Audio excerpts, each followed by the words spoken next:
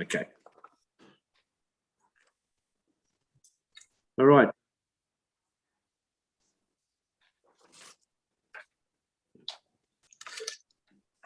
Right, we're away. Kia ora katoa. Welcome to the September Community Strategy Committee meeting.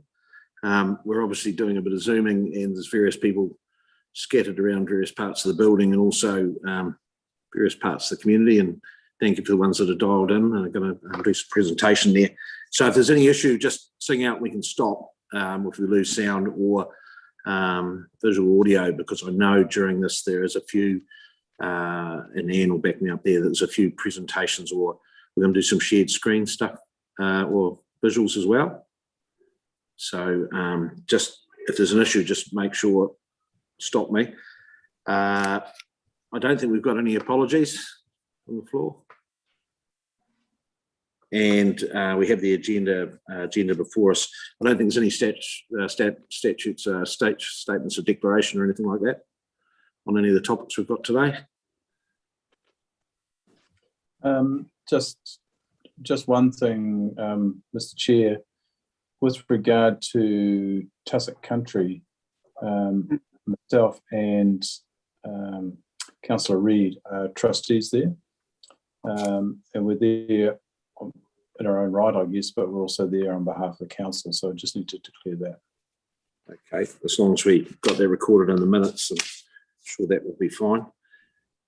So if we start just working through our agenda, and welcome to Jeff. I know he's coming, he's indicated he's not milking, so lovely day to be out in the country today.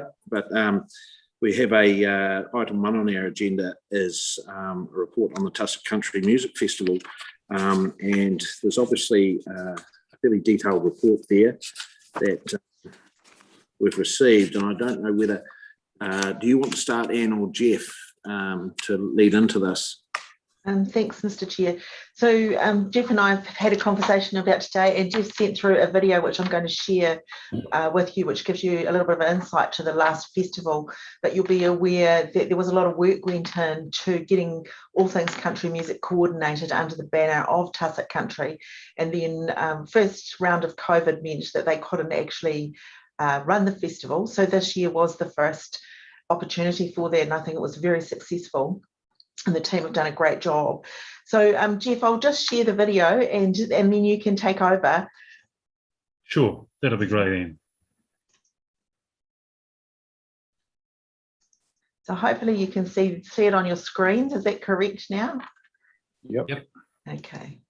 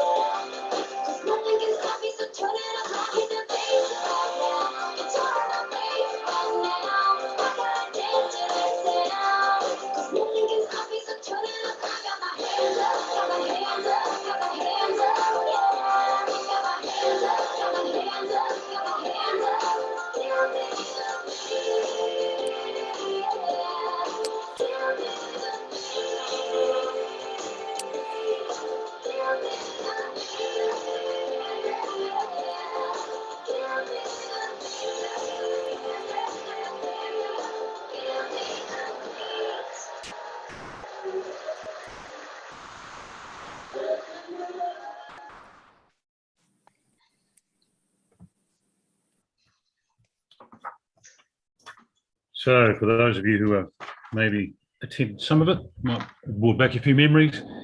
I think from the Tusk Country Board perspective, we were pretty delighted with how we managed to pull it off for the first year. You only get one crack at doing it the first time, and we were pretty conscious that it was important that it did go as well as we would hope, and I think it did. I think we managed. a few recollections. The weather was actually great that week. For people popping down it didn't do us any harm at all. We think there was pretty good buy-in on the whole from the region, from our locals. There were some sold-out shows that had never really happened before, and we had some tour buses from the North Island down visiting, and so I think they went away pretty chuffed that they'd come.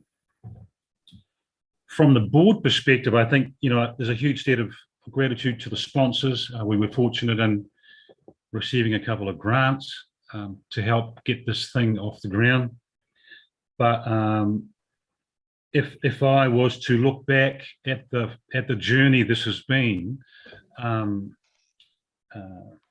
Gore District Council have been, probably the backbone of making this happen, both with manpower and financial backing. And really, two people were instrumental in making this a reality. While we have a great board, firstly, Anne, who's obviously here, with the council funding, she set us really on a track that we wouldn't have been able to get on without her expertise. And she invested over and above to try and get a foundation, and then COVID came along and messed it all up. But the foundations were in place and they were set, and so Anne's input to the success of the festival, while not there at festival time 21, was very significant. And I guess as a board, Anne, we would like to say thank you to you and have that minute set, because it was immense. Without that foundation, we wouldn't have been able to pull it off. Number two, also funded by Gore District Council, is Annabel Roy. I don't know how many of you have met Annabel, most of you probably. I think we got the right person for the job. We had some good applicants for the role, but Annabel, lots of skills, lots of experience, and not afraid to roll her sleeves up and get on with it if it needed to be done, whether it's in her job description or not. So really those two people have been foundational in pulling this off without question. Around our board table now, we have a member from Auckland, whose financial and governance experience is significant. We have Jenny Mitchell, who brings a perspective that A, is youthful, and B, is a very successful artist. So she brings a great perspective that's hugely helpful to us as a board. Matt Wilson is also another new trustee, and Matt's experience as a musician also, but also as a marketing guy and as a planning strategic guy, really three significant additions to the board. And of course, Tracy and Bronwyn, Julie Mitchell, Philip Geary, Kerry McLeod. You've got to be careful you don't miss somebody out when you go around the table. I think that's it. And yeah, a really good board with a broad skill set. Our two Tusk Country events that were new were obviously Top Paddock and the Ute Muster, GWD Ute Muster. And while Top Paddock had a history of success and a big following, we initially were not really sure how that would translate into an indoor winter event, but it worked very well. And it showed me that actually the following of Top Paddock is significant, and people came from all over the country to come to see that event in Gore. And so that was pretty successful. We sold it out at 850 patrons, because once again, we wanted to get it as good as we could the first time and not just add another 150 tickets on just to sell the tickets. We wanted it to be a good event. You will have read some of the feedback that Annabel has circulated. Always things we can do better, and already have looked at some of those and putting in place. The Ute Muster was a complete throw caution to the wind and see what happens. And I think strangely enough, we got a couple of minutes on the project about the Ute Muster on TV3, and it ticked a wee box for us in terms of being a little different.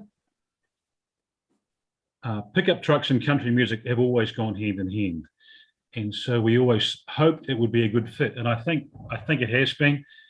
Once again, the going forward with the Ute Muster, GWD have already signed up and are very keen to be a partner in that, and have also assigned some manpower and some roles for next year. So we look forward to both the Top Paddock and the Ute Muster becoming better run, more significant, bigger potentially, and not initially, but I think down the line, venues may have to change. But we want to walk before we run, and we want to walk really well before we run, actually. In terms of going forward, we've got some goals and recommendations that was on page 9 of your report. Our AGM was to be tomorrow night, but we decided to postpone, really for the reasons that we'd rather sit around face to face with people without stupid masks on. Whether we can do that or not, we'll see. But we're going to give it a couple of weeks, and if we can pull that off and have some sort of level 1 AGM where people can visit with each other, that was our plan. That will be our plan. Obviously, we've got financials that will be reported there that we'd like to share with everyone. So when that annual meeting is tied down, we'll let certainly Anne know, and we can share that information with you. Probably, albeit to say that from a financial perspective, the first year went very well. That's probably enough from me. Mr. Chair, back to you. Thanks for that, Jeff, and thanks for the video. For those that I dare say there's probably quite a few of the councillors sitting around there that went to a number of the venues and probably enjoyed a lot of it firsthand. Really, Anne, is there anything you'd like to add before I open it up for comment from the councillors or queries? No, I think the only thing I would say is that, there was a significant increase in economic return to our community, and that's only going to grow. And I would say that all the feedback that I've heard from the community, it was really, really positive. And I think, the foundation set from Jeff and his team to go forward and be stronger for next year. So well done to them. Okay, thanks, Anne. From the floor, we've obviously got the report here, and we've heard from Jeff. Any queries, problems, or questions that we want to discuss in relation to that?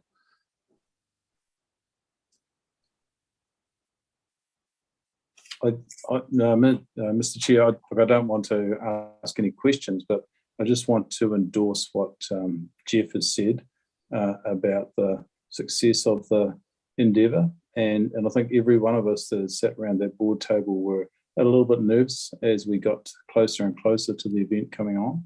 And I know particularly when I was heading down the road to the Ute Muster, I thought, is anybody going to turn up?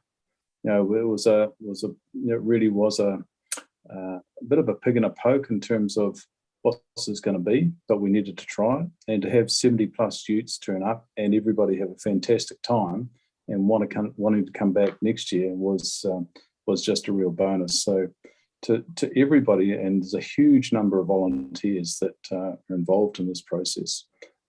Sure, there's some professional artists and musicians that are involved as well, but if it wasn't for the volunteers on the ground, it wouldn't have occurred. And I just give a big ups to them. So from my perspective, and as I say, I'm probably a little bit biased, I think this is a really good fit for our community in this council, and will only get stronger as time goes on. Thanks, Tracy. Any further commentary there?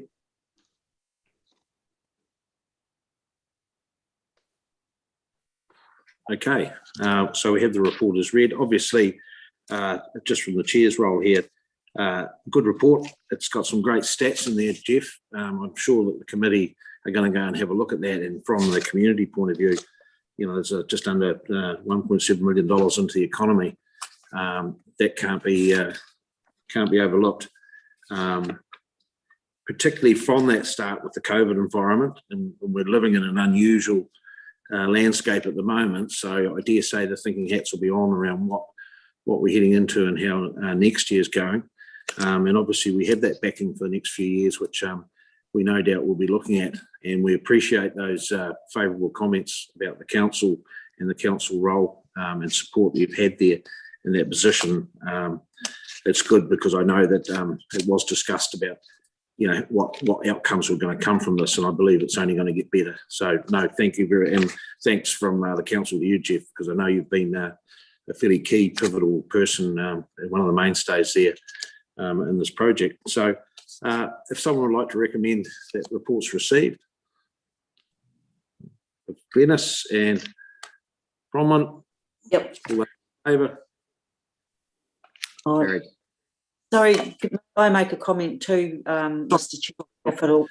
I- Reiterate everything that Jeff and his worship and Anne have said. It was a big learning curve for a lot of us. So I think until Anne came on the scene, we just had, you know, maybe one new event, but no, it was all very professionally done, and we were very grateful for the help that she gave us in setting it up.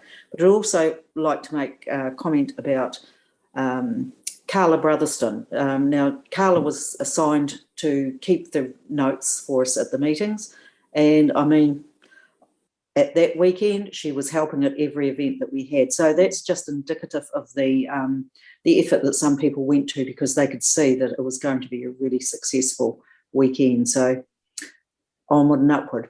Thank you. Okay, thank you, Councillor Reid. So we've had that recommended and received. Appreciate your time, Jeff. My pleasure. Yeah, Thanks for it. And we will look forward to seeing you all face to face at some stage. Okay, thanks, Jeff. Cheers. Bye bye. Moving through the number 2 on the agenda there, and we moving to, is it Jess and Gemma from Active Southland? Are we looking? Yes, we do have. I see we've got. I've got multiple screens and I can't see everyone. You sort of flick through. So we have the obviously the Active Southland report before us there, and I don't know whether you want to lead into that, Anne, or we just leave it to Jess and Gemma. And I'll just make the comment that this is the year-end report to the 30th of June 2021, and I have met with both Jess and meeting with Gemma on Friday, and it's very evident to me there's a lot of work and good work going on in the Gore district, and Active Southland are really keen to continue the partnership with Gore District Council. So I'm going to hand over to Gemma and Jess, and they might like to give us a little bit of an update, especially around the name change. And I think the thing that really came through to me in my discussions with Jess was a huge amount of work going on within the wellbeing space. So I'll hand over to you, Gemma and Jess. Kia ora. Thank you so much for this opportunity. We really appreciate the chance to speak with you and to kind of bring this report a wee bit to life. I'm Jess Domigan. I'm the General Manager here at Active Southland, and Gemma is our Eastern Connector home. I'm sure that you all know her face and work with her already. We just did want to touch on that name change. Obviously, when we spoke to the long-term submission, we were still Sport Southland, and now we've changed to Active Southland. So we just thought that was a good opportunity to just let you in on kind of where that's come from. We did a lot of consultation with our community.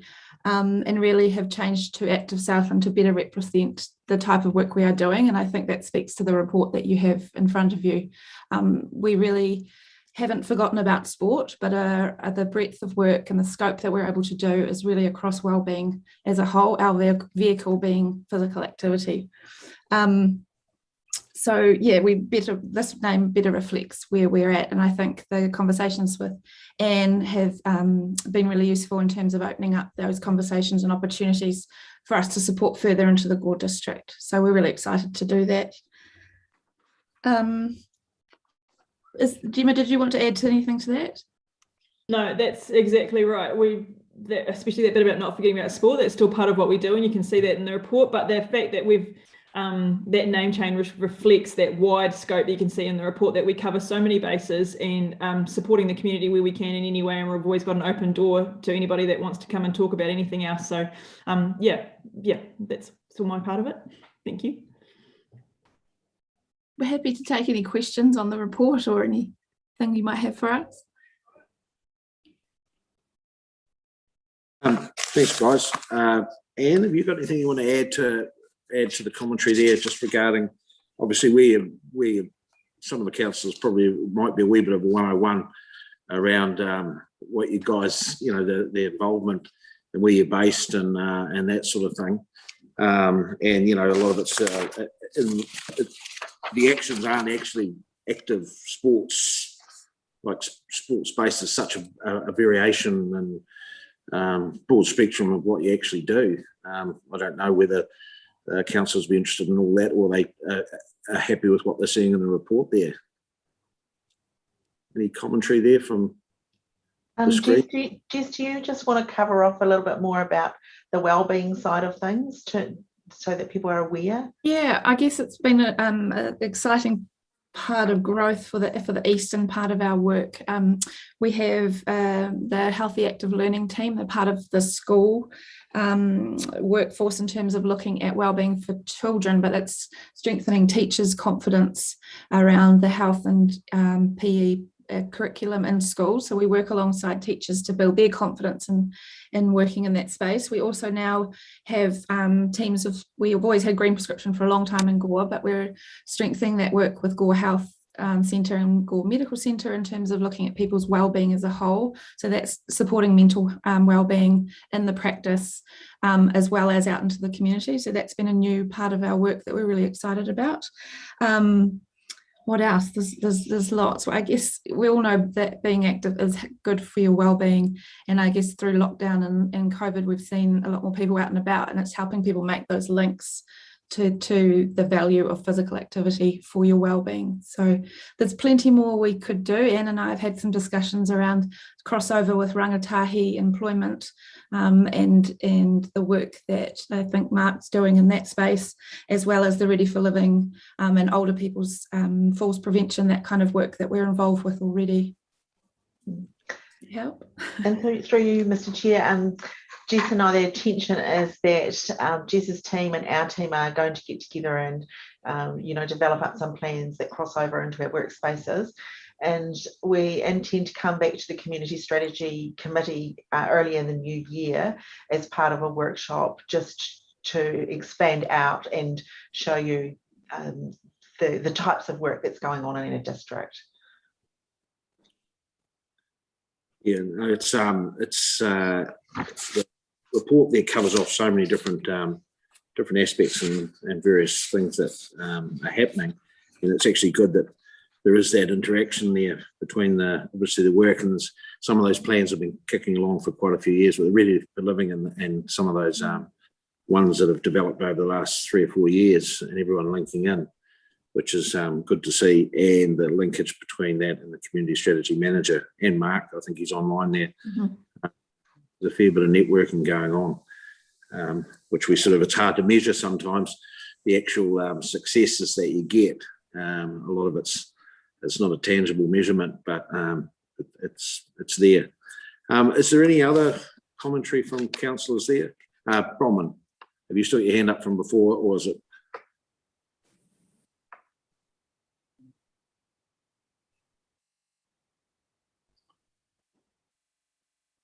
No, I think Mr. Chair, and again, I don't want to ask any questions, but I just want to say thank you to Active Southland for the report that you've given, and probably all the councillors know that we've had a very long connection to what was Sports Southland and now Active Southland, and two of the enterprises that sort of come straight to my mind is the office you have at the Multisport Centre, and just how integrated you are into our community, but also the Moonshine Trail, which is probably one of our more successful events in terms of drawing people from right across Otago, Southland, and maybe even into Canterbury, and it really shows off this place as a wonderful place to be. So what you've done in the past as Sports Southland, thank you, but certainly the wellbeing focus that you've got now, I think is going to bring some real rewards for this community. And as Richard says, sometimes it's very hard to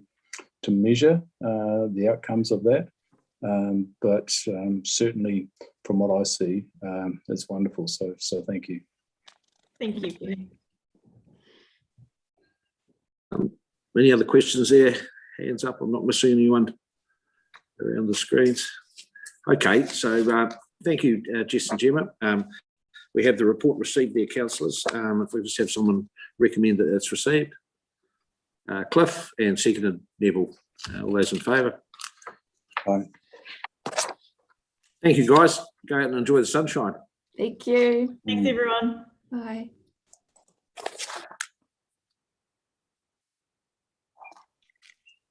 Okay, over to Anne now. We agenda item 3 is the over 80 years parking permit. I'm not sure is Kylie or Francis they online. Kylie and Francis are with us. They're under Mark's tag. You'll see them there, Richard. Okay, right. I'm with you. Now the screen. Hi guys. We've obviously got a report there. It's obviously come out ready for living and our projects that have been going. And I dare say, do you guys want to lead us through what's there and give us an overview? Yep, so good afternoon, everyone. So it was always part of the plan and ready for living for the last 2 years, sitting there to look into 80 plus parking free for residents in the Gore district. And we've just done some research around what happens around lots of other communities in New Zealand on how this works and the different options they have, and have done a bit of work on why it's important around helping those with mobility issues, and the higher number of older people and how we can help them and reduce the risk of falls as well, without having to go into the parking meters as much, with the impaired vision and balance. Yeah, do you have anything to add, Francis? I think it's a good idea. As Kylie said, it's to help maybe bring the older people out into the community, and it's something that we can offer to those still driving, to get them out and about. Not all of them have mobility issues and are the holder of a mobility card, so this will allow them to use a metered space as well for the allowable time of 2 hours, which is the limit on a metered parking space. So yeah, we think it's a pretty good idea, and hopefully the older residents in the district will get behind it. Okay. Obviously, the details and the examples on from other areas there. A number of other areas around or surrounding us have had this in play. And really, I'll open it up to the councillors to ask questions and discuss this before us. So I see Bronwyn's hand up there. Councillor Reid. Thank you, Richard. Really good report, and it's a wonderful initiative. I must admit, it's not something that's ever occurred to me, but when you look back and see in the comments there that approximately 750 people 3 years ago were aged 80 plus. So even assuming half of them are still driving, I mean, I can't see that there's anything wrong with this. I just think it's a great initiative for the elderly in the area, and I look forward to using it myself in years to come. No You've comment. got days there, Councillor Reid. That surely can't be right. Over to any other discussion there?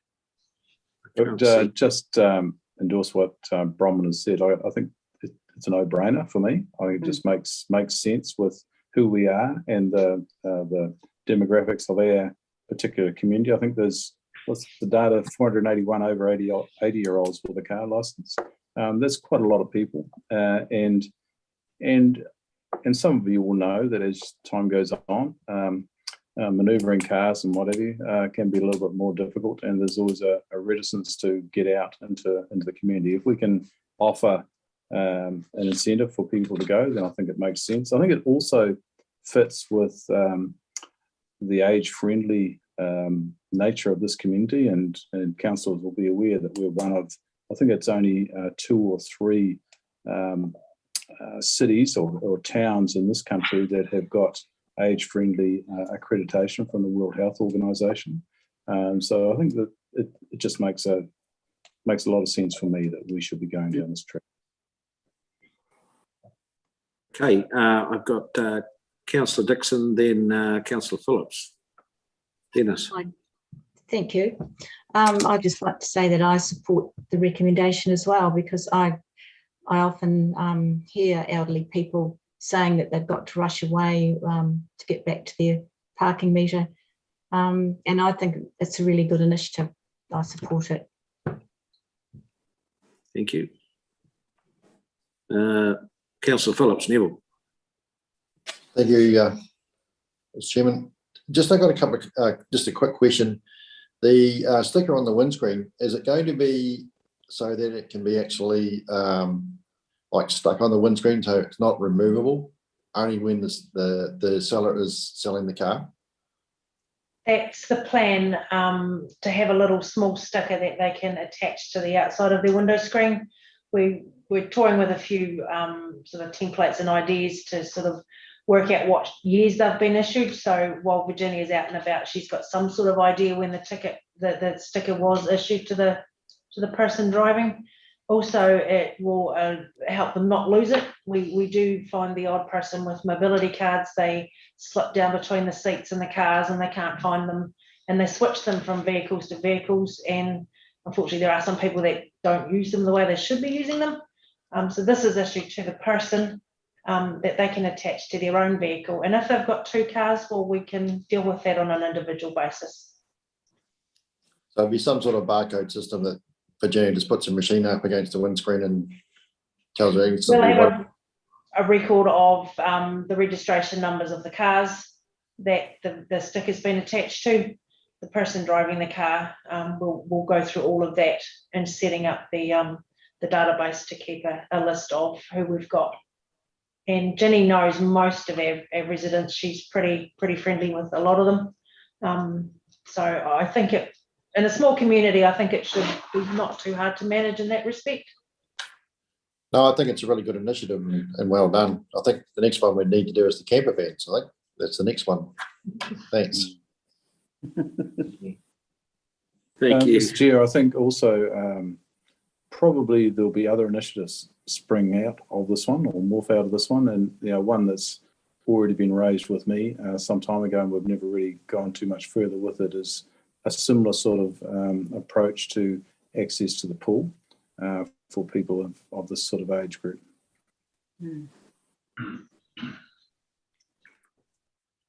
Okay, any other questions there for Kylie or Francis? No, that's Nikki's cat. I thought it was a hand, but it's definitely. No, I think as everyone else said, I think as chairman, I think it's a great initiative and good work. It was one of those things that has dropped out of those projects, and there is other goodies there that'll come as well. And I think Councillor Phillips probably alluding to what I thought is the old policeman in me, that these permits might move around vehicles and perhaps the person might look a bit younger than 80 that's driving. But no doubt with Gore being Gore and our good staff, they'll be able to work that out and keep an eye on it. So we have this before us recommendation. So do I have someone to move if there's no further discussion? I've got a mover there, Bronwyn, and seconded by Neville. Obviously, sorry, Councillor Reid and Councillor Phillips. All those in favour? Aye. Against? Carried.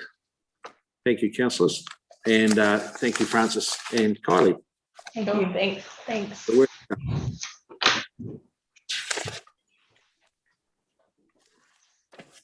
Okay, I think we're changing seats there now. We'll have the next contestant comes in. Our next agenda item is the report on the update in regard to the Mural Task Force for Jobs. And I know Mark will have some great details there, some great content there, and I know we're ticking along very, very well. Sort of had a few updates informally. So the floor's yours, whether Anne wants to lead in or Mark, I'll leave it to you to speak to the councillors. Mark, I'll let you speak to your report. Excellent. Thank you, Mr. Chair. Afternoon, everyone. You'll have seen in the report that by the end of the last fiscal year, June 31st, we supported 55 placements in all, which was great news over a 6-month period. And that positively impacted on 39 local businesses. The reason that that is a lower number is because we actually fund per person rather than per business. Out of those 55, 5 either relocated or returned to Gore, which is great news. People want to be in Gore. And we've only had one of those placements fall over since their support was put in place. And that's only because they've relocated to Invercargill. So they're going to take with them first aid training and some newfound skills, hopefully into a new placement sooner rather than later. Since then, we've had a further 8 placements that have been supported. I guess the number isn't as high as we may have expected, but largely down to the lockdown. So that takes us to 63 placements overall. One of those new placements was as a result of advertising in the local media. 3 were by word of mouth from other businesses, and 4 were as a result of the scoping exercises that we carried out twice in the last fiscal year. And that's been such a huge success that we are going to look at doing that again in the near future. The Hub, which was our pop-up job shop run by Hokanui Huanui, who we worked in collaboration with, has since closed, unfortunately. But I do have to say that the number of placements made were largely from the scoping exercise rather than walk-ins into the Hub. So we are therefore going to pick up the pastoral care side of things. And we have recently, or yesterday in fact, interviewed a couple of candidates to take up a new Closing the Gaps navigator role to support that process. And we feel that we've found the right person. I'm really excited about taking her on. We have maintained close contact with the high schools, and we are looking to support a number of students on Gateway programme going into placements locally in the coming weeks. So that number of 8 could dramatically increase in the coming couple of months. We still continue to experience that imbalance between the amount of work out there and the number of people taking up those positions. We regularly have about 100 positions advertised on the new Closing the Gaps website, which went live a couple of months ago. But filling those positions is still proving to be somewhat problematic. We are working on a proposal for increasing the opportunities for high school students to gain their driver licenses before they leave school or immediately after, in support of taking up those placements. we have, at the last count, we only had 6 people in the 2 high schools in Gore with a full license, ready to go out into the working world. So we need to support a way of increasing that number.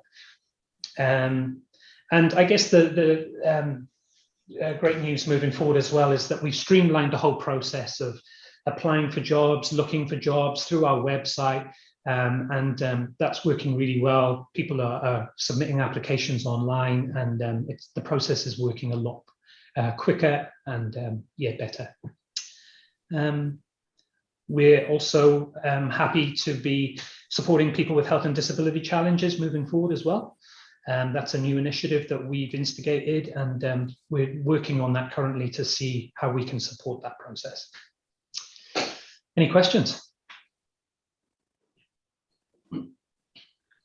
Looking around the screens, open to the councillors for discussion. Just through the chair, Mark, I was wondering, you know, back to the driving licenses. So you've got a 3-month waiting list. Yes. For the backlog. And I mean, it's really important for the young ones that want to work in the rural community, particularly, to be able to get the jobs. So is there any way that that can be sped up? I mean, so how is that working? Who are the companies that you're working with to put them through those licenses? So Hukanui Huanui already support a process with REAP to support a number of students. As you said, there's a 3-month waiting list. We are working towards talking to the right people to see if there's any way we can speed up that process. We're gathering data through the high schools to put forward a proposal and take it further up the line and see if we can get some money together to speed that process up. Thank you, Mark.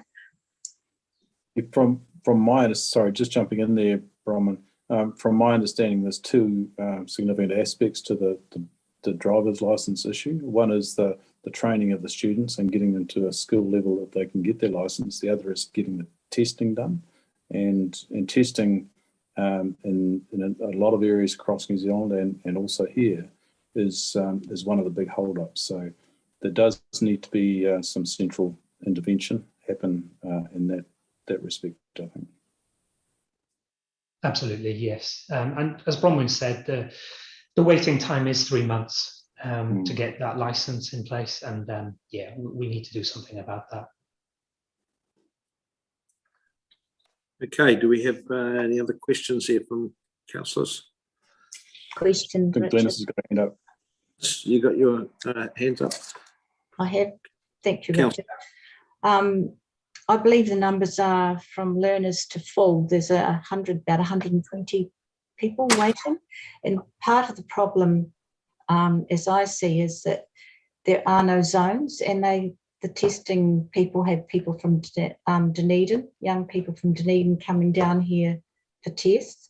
So unless NZTA are prepared to zone, and only Gore and district people can actually go to Gore, or Te Anau people may be, but to have Dunedin people coming down here is just filling up all of these waiting lists. So I think that is part of the problem. So presumably they've got an even longer waiting list in Dunedin, and they're trying to come down here. And I know. It doesn't help their situation at all, though, does it? No.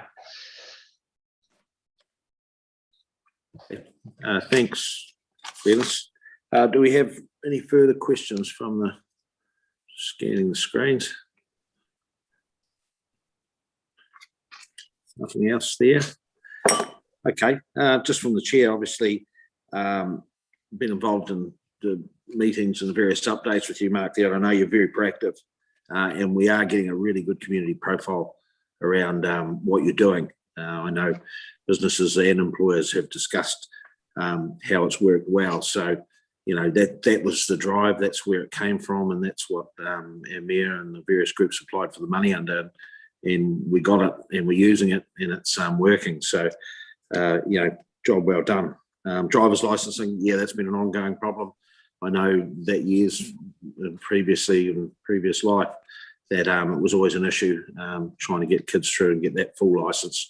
They'd go through the first part and would sit and never get it tidied up, and they just ran the risk. So I'm not sure what we pull out of the box, but it's definitely one we need under the spotlight. So so we have a report there. We have someone recommend that that's received.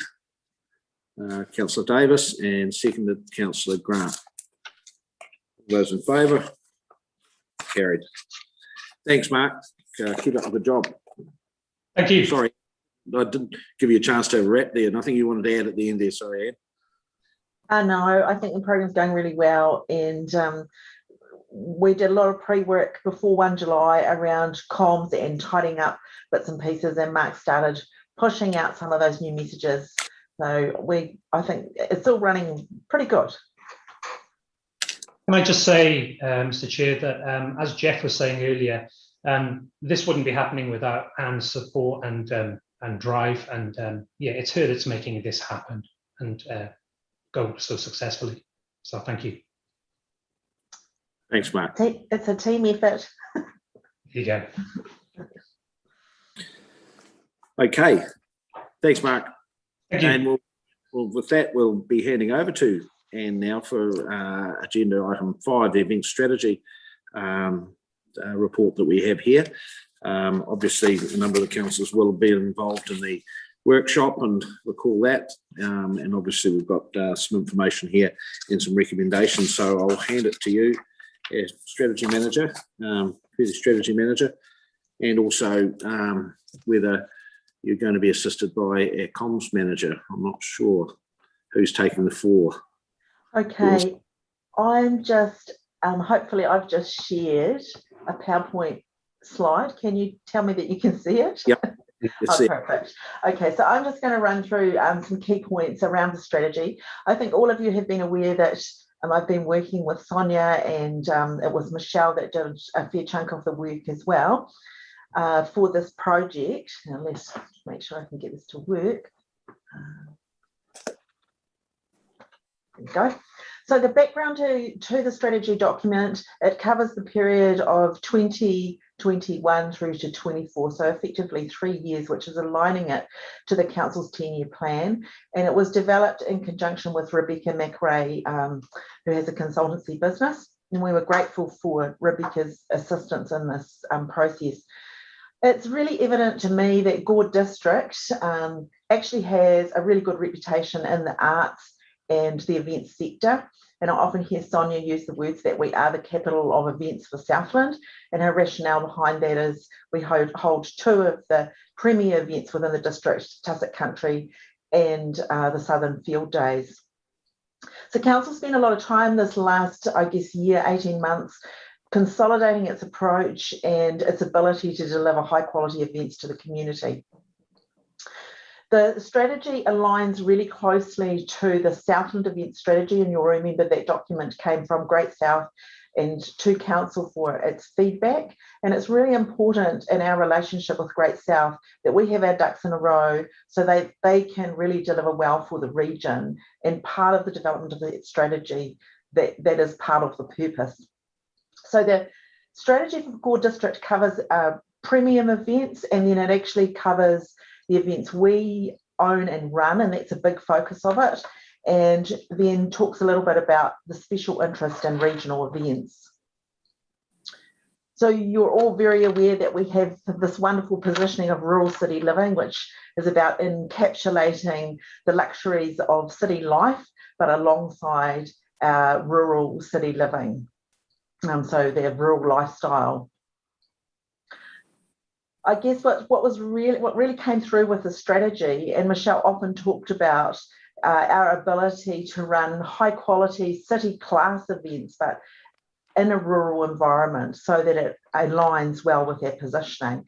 And I think we're achieving that pretty well. So council's roles, these are the 6 roles that council actually has within the event space. So we're a funder, so we provide funding for other non-profit organisations that are running events for our district. We're actually an event organiser, and that's Jess's role. We're a communicator and a promoter of events that are happening within the district through our visitor centre and tourism work. We're also a host provider, utilising facilities that we manage and we're responsible for. We have a regulatory role, and we're also in the role of providing advice. So council is a major player in the event space. I think it's probably become a lot more evident in probably since Christchurch earthquake, COVID, the actual importance of these community events and the role that events play for the community, because it's often the first thing that councils and other regions try to actually mobilise to return social and economic return. And if people are doing well and they feel good, everything else tends to go a lot better. So they're very much about bringing people together, about showcasing what's unique for our community, and raising that sense of community spirit and pride. And we want to celebrate our identity, and we want to assist with our community's well-being. So those are the sort of aspects that the strategy is talking about and doing for our community. So when we think about what is the vision, there was 3 significant areas that the strategy focuses on, that with that focus, it will enable council to continue to deliver high quality events. And those 3 areas are event coordination, development and investment, the event promotion and networking, and our infrastructure and service. So just to touch base a little bit on these areas. So event coordination, development and investment, this is about resourcing. And you'll remember when we workshopped the strategy as part of its development, we have a full-time person, but the strategy really highlighted that actually there was a need to increase the staffing by 0.5, or another option was to rationalise some of the events delivered, and we had robust discussion about that. And council has taken the decision to actually make the community awards every 2nd year as part of that bigger picture of how we go forward. We have a grants policy currently at council, and the work that Rebecca did, she actually reviewed what was best practice with not just with the event sector, but with local government, and it is a contestable fund. And often the rationale around this is it actually assists event organisers as well with their planning, because they have to think in advance. And it also gives the council an opportunity to align the funding that they give to other events alongside their plans and strategies. So that tends to be the approach that a lot of local authorities are taking now, and it seems to be working well. And that is one of the recommendations within the strategy, is to update the grants policy. Sponsorship is a really big component, and you will have seen that through the strategy document where we've given you the breakdown. We believe that there is opportunity to grow our sponsorship, but to grow sponsorship, you have to have staff resource to build those relationships, to develop up the sponsorship packages. So this is a significant part of maintaining and growing events. But sponsorship is also a really important part of a business's advertising budget, and to build their brand awareness. So we have to make sure that we can do that well. We also, another area that we need to spend a little bit more time in is the measurement of events and the value and impact. And we've heard today with Tusk Country, I think it was 1.7 million return, and they did quite an extensive piece of work in getting the economic and social return. The intention in developing this up is to work with Great South, because they have a regional piece of work to develop the methodology. So it's not about our staff actually developing those, it's about working in partnership to get some good outcomes so that we can actually come back to you and tell you what the value of your investment in events in Gore is. Also today, in this event sector, you have environmental measuring is becoming a lot more predominant, and it is expected, and sponsors expect it as well, because they are more choosy about what events they want to be aligned to. And it's important that we're clear about our values and how they align to the values of the sponsors. So in the events promotion and networking area, the things that we identified as actually at the time of the development of strategy, we weren't so well connected with the national industry body. And I know Sonia has done a lot of work in that space as we've been developing the strategy, and we have some good connections there. We've got good connections with Great South that are working really well, and we want to do better in connecting with our other event providers within Gore District and across the region, because there's a lot of learning opportunities, but also sharing resources there. And also it's important from an advisory perspective to our local community events.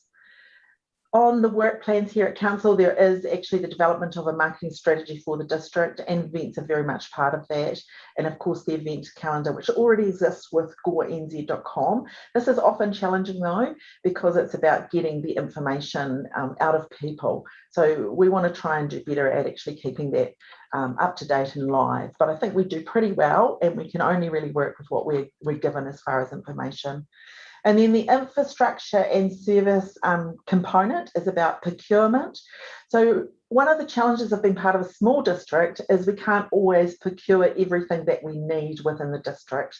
So the strategy has identified that it would be helpful to review the procurement policy of Council and have some things in there that will make it easier to acquire for events, and also identify who are those preferred suppliers that service this sector. The connectivity to events, this is always going to be a bit of a challenge, and it's probably thrown up even more so since COVID, because we've lost a few providers in the southern region. And when I talk southern region, I'm thinking a little bit Otago, Queenstown, Southland, because Dunedin Airport, Queenstown Airport and Invercargill, they're all a gateway, and we absolutely saw that with Tusk Country. Some people flew into Invercargill, others flew into Queenstown. So then how do they actually get to Gore? We have less rental providers now since COVID in Southland, so that's another challenge.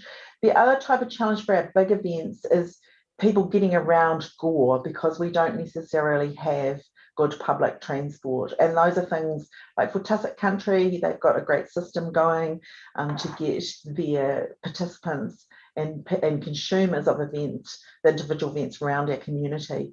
So we just need to work together to come up with some of those solutions. We still get feedback in the catering space about what is on offer in Gore, but probably the bigger thing is that actually it's having businesses open when people want the food services options. And then it has come up about ageing facilities within Gore District and the potential that we might need a partnership approach that's actually required there.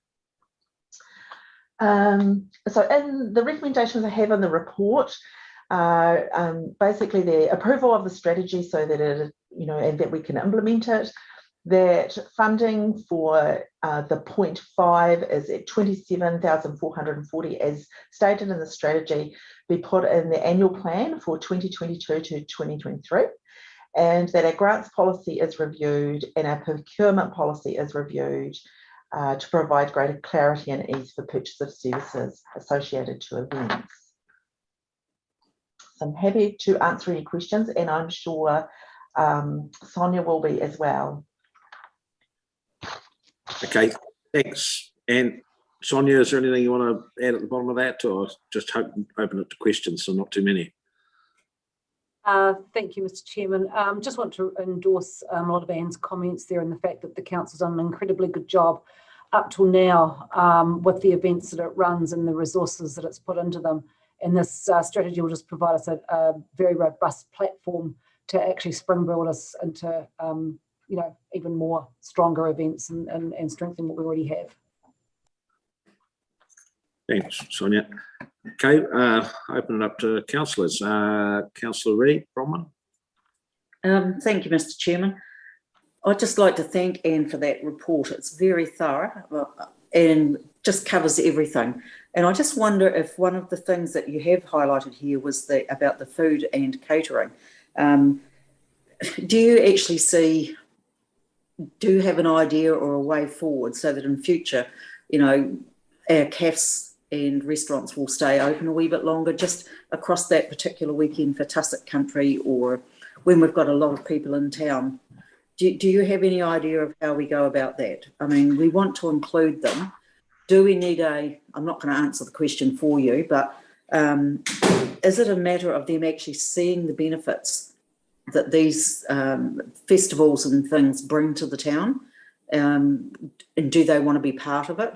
And if they're not going to be part of it, what's the next step? Do we have to look at bringing in outside, I don't know, like coffee carts and things like that? I think that there's a few things in this mix. This needs to be more conversation. There needs to be a bit of education potentially. We've got to be realistic that businesses will not open if it's not financially viable for them to do that. But there's some other issues probably that fit into the education space is actually about choice. Now that we do have quite a lot of choice actually in within the district, but there's a lot of ethnicities travelling for these events as well, and so the expectation around what is available.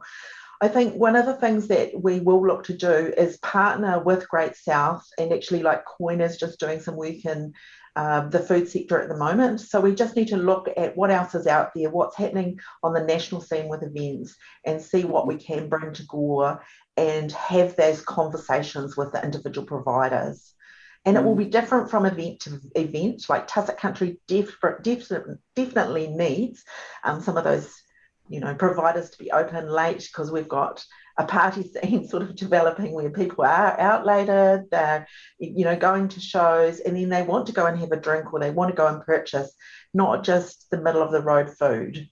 So there's lots of challenges in that space. It's not going to be an easy fix. No, I appreciate that. And I think that was one of the very few negative things that came out of that particular process, was the lack of ability to go somewhere and have a late meal or something, because they're closing their restaurants early, which, as you say, financial things come into that as well. So, but thank you. It's a good report, and we look forward to just making it better. Councillor, thanks, Bronwyn. Councillor Dixon. Oh, thank you, Mr. Chair. It's a great report, Anne, and I think you raise a lot of very good points.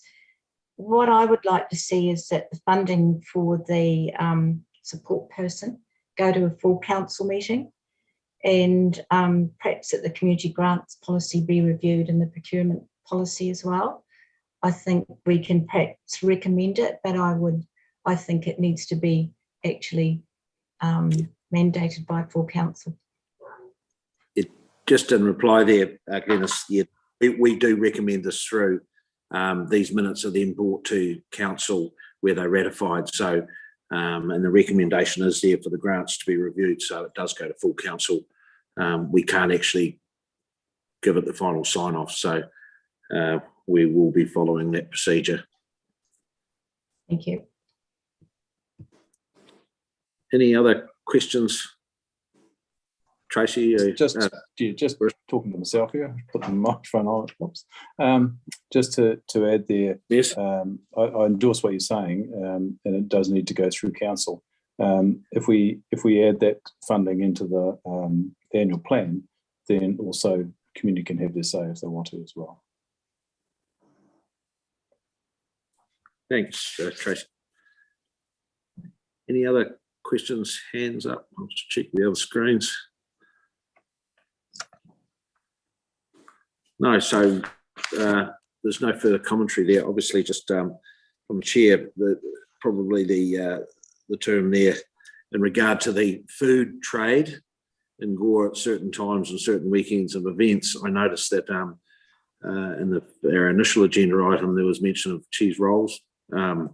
Every 5 metre stalls up the main street. There's obviously some young entrepreneurial person out in our community that could probably cash in if some of our cafes and restaurateurs are not keen with their hours. I dare say there's probably a market out there, but it's interesting that that's come up across a couple of our items there. And the other thing is that obviously that cross-pollination across the area with various events is going to be the way forward for us, which is highlighted through that report. So councillors, we have the recommendation before us there. If I could have someone to recommend that. Councillor Reid, and seconded. I'm happy to second that, Richard. Thank you, Your Worship. So we have a report that's been tabled. All those in favour? Aye. Any against? Okay, that's carried. Thank you, councillors. So that brings us to the end of the agenda there. No further items. Thank you to our Community Strategy Manager for putting that together. If there's no further information or discussion there, no hands. Technology has actually served us well today. We've managed to get through those presentations, so well done.